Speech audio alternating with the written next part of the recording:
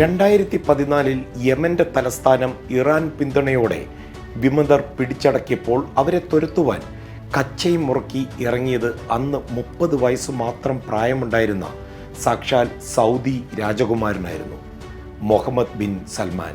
America ആയുധ പിന്തുണയുമായി എത്തിയപ്പോൾ ഓപ്പറേഷൻ ഡിസസീവ് സ്റ്റോം എന്ന പേരിൽ ബോംബുകളുടെ പെരുമഴ തീർത്തു സൗദി പട്ടാളം യമനിൽ.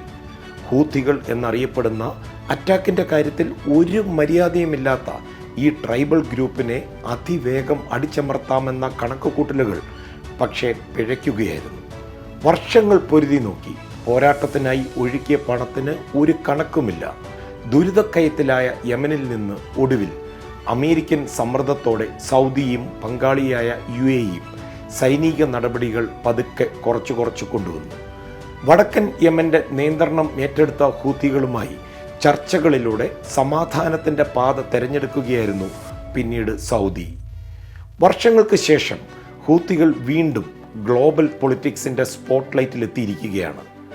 ഗസയിൽ യുദ്ധം ആരംഭിച്ചതോടെ അവരുടെ ഇസ്രയേൽ അമേരിക്ക വിരോധവും പാലസ്തീൻ ജനതയോടുള്ള അനുകമ്പയും അവരെ ആയുധമെടുക്കുവാൻ വീണ്ടും നിർബന്ധിച്ചിരിക്കുകയാണ്. എന്നാൽ ഹൂത്തികളെ നിയന്ത്രിക്കുവാൻ ഒപ്പമുണ്ടാകുമെന്ന് അമേരിക്ക പ്രതീക്ഷിച്ച സൗദി ഈ വിഷയത്തിൽ കളത്തിലിറങ്ങാതെ ഗ്യാലറിയിലിരുന്ന് കളി കാണുവാൻ ടിക്കറ്റ് എടുക്കുകയായിരുന്നു. സൗദിക്ക് ഹൂത്തികളെ വെറുപ്പിക്കാതെ തെക്കൻ അതിർത്തിയിൽ സമാധാനമായി കാര്യങ്ങൾ പോകുന്നതിലാണ് കൂടുതൽ താല്പര്യം. സൗദിയുടെ ഈ മനമാറ്റം ഗസയിൽ യുദ്ധം ആരംഭിക്കുന്നതിന് മുമ്പ് സെപ്റ്റംബറിൽ ലോകം കണ്ടതാണ്.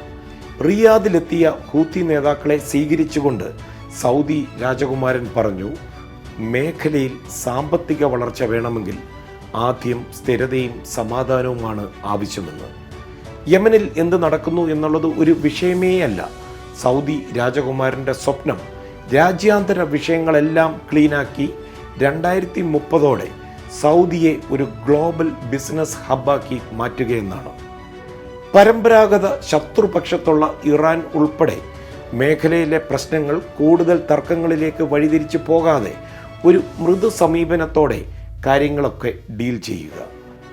രാജ്യം ബിസിനസ്സിനായി തുറക്കും മുമ്പ് നിക്ഷേപകരെ സ്വീകരിക്കുന്നതിൻ്റെ ഭാഗമായി ടേബിളിൽ ഇനി ബാക്കിയുള്ളത് തെക്കൻ സൗദി പട്ടണങ്ങൾക്ക് മുകളിലൂടെ ഇടയ്ക്കിടെ മിസൈൽ പറത്തിക്കളിക്കുന്ന ഹൂത്തികളുമായി ഒരു ധാരണയാണ്.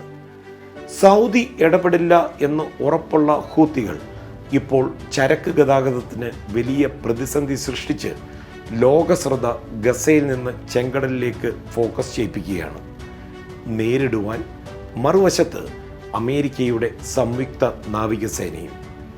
അമേരിക്കയിൽ നിന്ന് മധു കൊട്ടാരക്കര, 24 അഞ്ചിന്റെ വജ്രത്തിളക്കം.